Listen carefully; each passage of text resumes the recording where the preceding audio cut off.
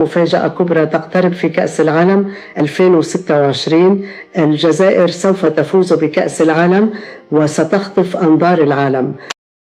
فجرت ليلى عبد اللطيف حالة من الجدل الواسع بعد تداول توقعات جديدة تحدثت فيها عن مفاجأة تاريخية ستشهدها بطولة كأس العالم 2026، مؤكدة أن بحسب منتخب الجزائر سيكون هو بطل العالم القادم.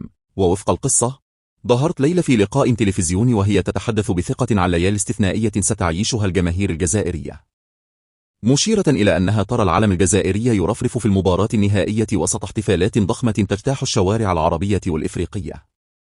وأضافت أن البطولة ستشهد خروج منتخبات كبيرة بشكل صادم، بينما يحقق المنتخب الجزائري سلسلة انتصارات تاريخي، مؤكدة أن العالم سيتحدث على الجزائر لأشهر طويلة بعد نهاية المونديال.